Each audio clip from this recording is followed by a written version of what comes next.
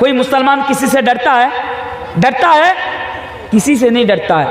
ابھی نا پہلے کی تقریر اگر آپ میری اٹھا کر دیکھیں گے تو پہلے میں بولتا تھا، لیکن جب سے وہ لوگ کتے کی طرح میرے پیچھے پڑے ہوئے ہیں، آپ کو معلوم ہے، شاید معلوم ہوگا، سوشل میڈیا سب کے ہاتھ میں ہے، وہ لوگ نا میرے خلاف آج نیوز چینل میں بہت زیادہ میرے خلاف نیوز چلا رہے ہیں۔ آپ اٹھائیے آج تک یہ بی پی نیوز، اس کے بعد نو بھارت، ٹائمس ناؤ، میرے پاس ہے ویڈیو، سب میرے پیچھے پڑے ہوئے۔ وہ لوگ اس امید میں ہیں کہ مولانا تنویر صاحب کہیں جائیں، ان کی زبان سے بس کچھ نکل جائے، کچھ نکل جائے تو اس بات کو کٹ کر کے مرچ مسالہ لگا کر کے کم سے کم مولوی تنویر کو سلاخوں کے اندر رکھا جائے، سلاخوں کے اندر ڈالا جائے۔ آج وہ لوگ کئی سالوں سے وہ لوگ کوشش کر رہے ہیں، پر الحمدللہ اللہ میری حفاظت کر رہا ہے۔ اس لیے میں زیادہ نہیں بولتا، لیکن یہاں پر ایک بات بول کر جاؤں گا۔ کیا ہے معلوم ہے کہ کچھ دن پہلے کی بات کر رہا ہوں، پارلیمنٹ کے اندر آج نا ہم سب کو وہ جو آج کیندر کی جو سرکار ہے، سمجھداروں کے لیے اشارہ کافی ہے، میں مودی جی کی بات کر رہا ہوں۔ ہمیں ڈراتے ہیں کچھ لوگ، ڈراتے ہیں۔ ٹکلا، کیا نام ہے ان کا؟ ٹکلا، اتر پردیش کا ٹکلا، نام بھول رہا ہوں، نام معلوم ہے پر بولنا نہیں چاہتا۔ ایسا انسان کا نام اپنی زبان سے لوں، یہ جس کی بات کر رہے تھے، یوگی۔ لوگ نا ہمیں ڈرا رہے ہیں ان سے، مودی یوگی ہمیں ڈرا رہے ہیں، یہ لوگ رہیں گے تو مسلمانوں کا یہ ہو جائے گا، یہ ہو جائے گا، عجیب عجیب طرح سے ہمیں ڈرا رہے ہیں۔ پر کیا مسلمان ان لوگوں سے ڈرنے والے ہیں؟ ڈرتے ان لوگوں سے نہیں۔ یہ بھی بتاتے چلوں کہ پارلیمنٹ کے اندر ون ریکارڈ، یہ بات میں آپ کے سامنے کہہ کر جا رہا ہوں، پارلیمنٹ کے اندر امیت شاہ جی نے کھڑا ہو کر بھارت کے مسلمانوں سے کہا تھا کہ بھارت کے مسلمانوں کو ہم سے ڈرنے کی ضرورت نہیں ہے۔ کہہ بھی رہے تو کس سے؟ اس قوم سے۔ کہہ بھی رہے ہیں تو کس سے؟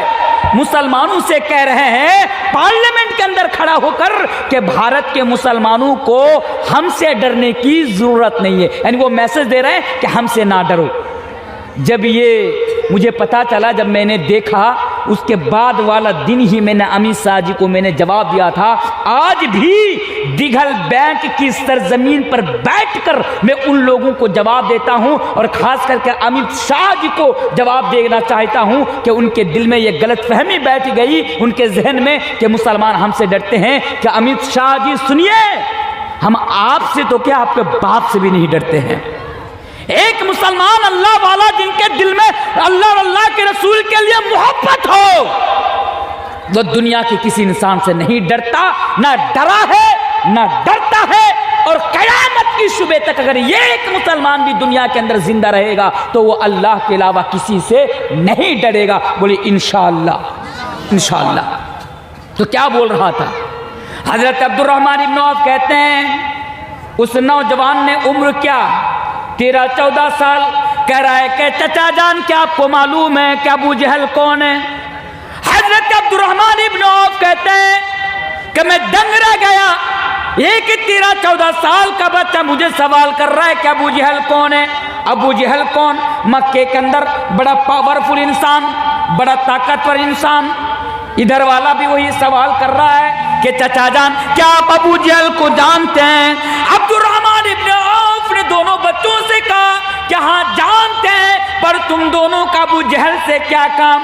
دیکھیں ابو جہل کے بارے میں پوچھ رہے ہیں۔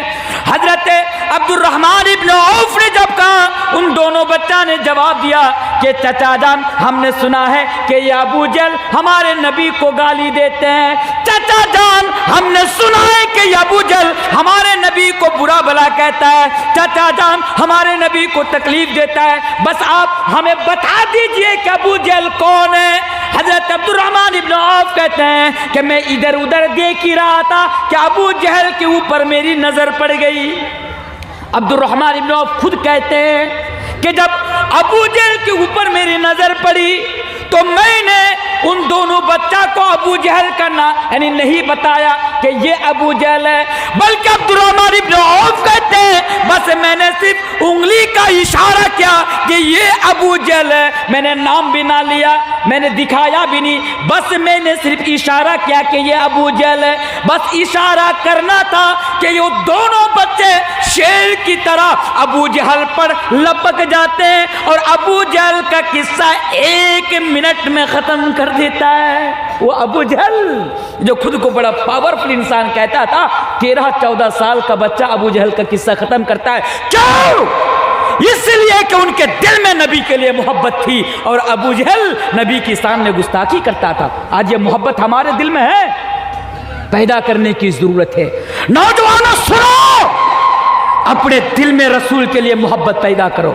اور میں نے کہا تھا محبت رسول کے اوپر بیان کرتے ہوئے, شاید ہی آس پاس یہاں سے 15-20 کلومیٹر کی دوری پر میں کہیں پر آیا تھا, میں نے اسی موضوع پر بیان کرتے ہوئے میں نے اس دن کہا تھا, آج بھی میں کہہ کر جا رہا ہوں کیونکہ میں محبت رسول کے اوپر بیان کر رہا ہوں کہ دنیا والوں کان کھول کر سن لو, آج دنیا والے ہمارے نبی کی شان میں گستاخی کرتے ہیں.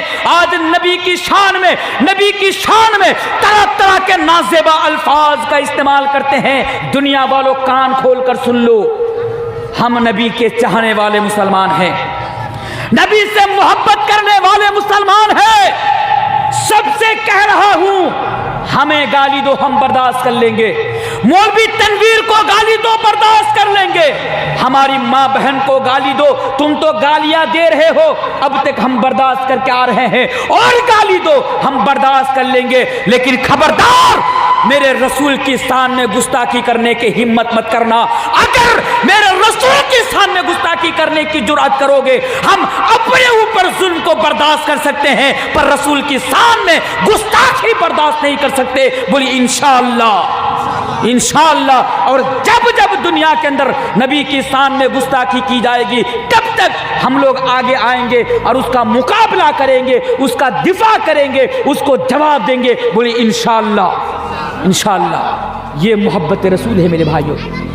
دل تو کرتا ہے کہ اور دیر تک آپ لوگوں کے سامنے بات رکھوں, پر کیا کروں, حالات اور وقت ہمیں اجازت نہیں دیتا ہے. پھر بھی آئیے اور ایک حدیث میں آپ کے سامنے رکھ دیتا ہوں, دل نہیں مانتا ہے. اور لوگوں سنو, اگر محبت رسول کے اوپر بات ہوئی تو اس حدیث کو بھی سن لو. ایک صحابی رسول, اللہ کے پیارے رسول جناب محمد رسول اللہ صلی اللہ علیہ وسلم کی خدمت میں آتے ہیں, اور آنے کے بعد نبی سے سوال کرتے ہیں, یا رسول اللہ, کہ اللہ کے رسول متی الساعہ. دیکھیں کیا سوال پوچھا جا رہا ہے, اس حدیث کو غور سے سنیے, لاسٹ حدیث ہے. متی الساعہ, نبی بتائیے کہ قیامت کب آئے گی. اللہ کے نبی سے, نبی بتائیے قیامت کب آئے گی. رسول نے کہا قیامت سے کیا لینا دینا, قیامت کب آئے گی یہ سوال کر رہے ہو. نبی نے اس کا جواب نہیں دیا. دیکھیے ہمارے لیے نا یہ جاننا ضروری نہیں ہے کہ قیامت کب آئے گی. اگر یہ جاننا ضروری ہوتا تو نبی اس کو یقیناً جواب دیتے, پر اللہ کے نبی نے جواب نہیں دیا. جب نبی سے پوچھا گیا قیامت کب آئے گی, بلکہ نبی نے الٹا سوال کر لیا کہ چلیے بتا, تو یہ سوال کر رہا ہے کہ متی الساعہ قیامت آئے گی, لیکن یہ بتا, نبی ان سے کہہ رہے تو یہ بتا کہ تو نے قیامت کے لیے کیا تیاری کر کے رکھا ہے, کیا تیاری ہے تمہارے پاس. میں نے اس دن بیان کیا تھا آپ ہی کے یہاں پہ قیامت کی تیاری کے تعلق سے, کیا تیاری ہے قیامت کے تعلق سے تمہارے پاس.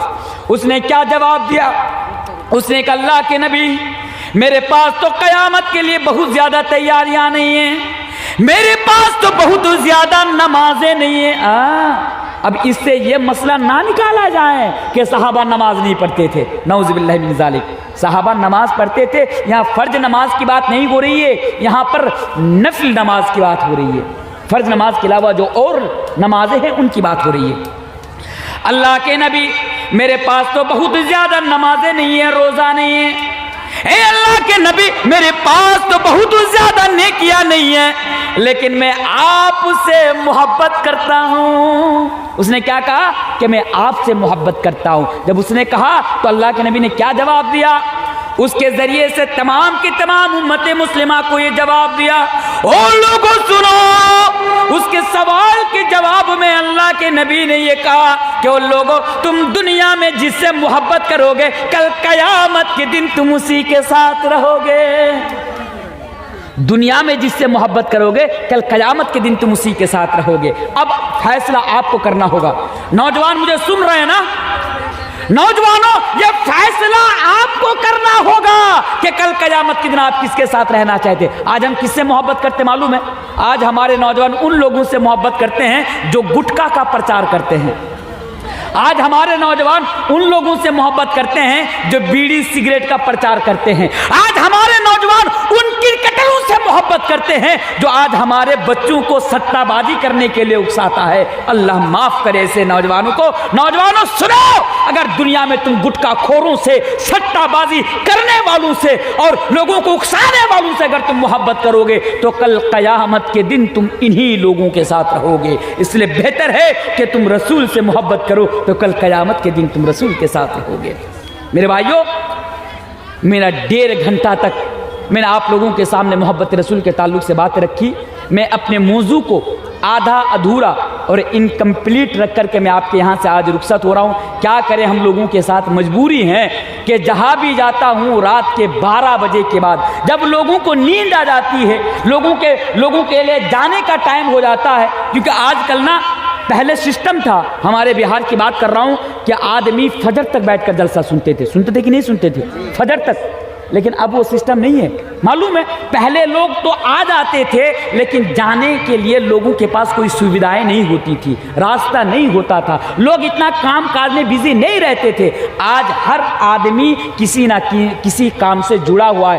آدمی آنے سے پہلے جانے کے لیے سوچتا ہے کہ جلسہ تو جاؤں گا پر ہمیں کس سے آنا ہے، کسی کو دکان جانا ہے، اسکول جانا ہے، مدرسہ جانا ہے، ابھی مکئی روپنے کا ٹائم چل رہا ہے، مکئی کی کھیت میں جانا ہے، بہرے کہ ابھی ہر آدمی بزی ہو گیا ہے۔ اس لیے کمیٹی کو یہ چاہیے کہ اگر جلسہ کرا رہے ہیں اچھی بات ہے، اس میں کوئی غلط بات نہیں ہے، لیکن 12:30 بجے یا 1 بجے تک پروگرام کو ختم کر دیا جائے۔ جو لاسٹ میں مقرر ہوں کم سے کم انہیں 11 بجے ٹائم دینا چاہیے تاکہ وہ بھی اپنی بات کو سکون کے ساتھ لوگوں کے سامنے رکھ پائے۔ لیکن ہم لوگوں کے ساتھ مسئلہ کیا ہوتا ہے معلوم ہے؟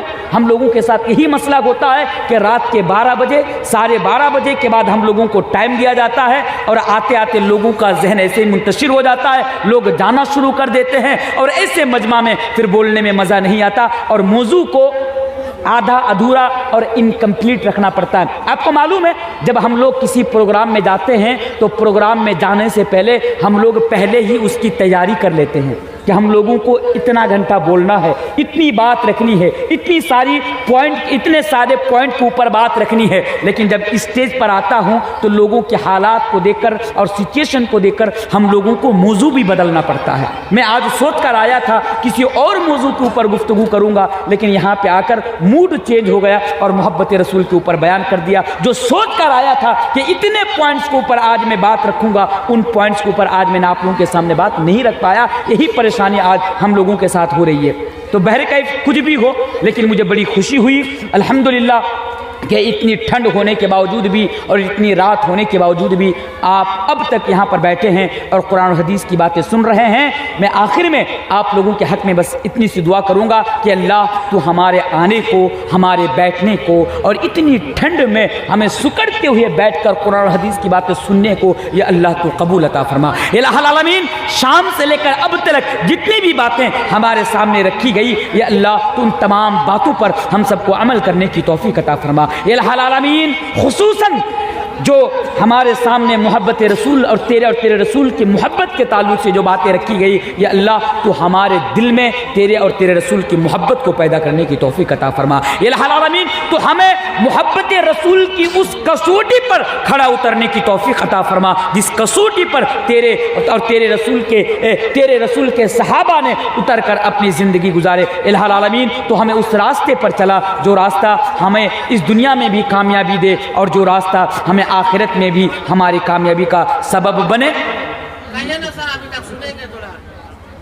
ابھی دیکھیں 1:30 بج گیا، اب ختم کر دیے، چھوڑیے، میرا بھی 1.5 گھنٹہ ہونے کو ہے اور اس میں آپ بھی آئیں گے نا تو آپ بھی تھک جائیں گے۔ ایک تو پہلی مجبوری کیا معلوم ہے،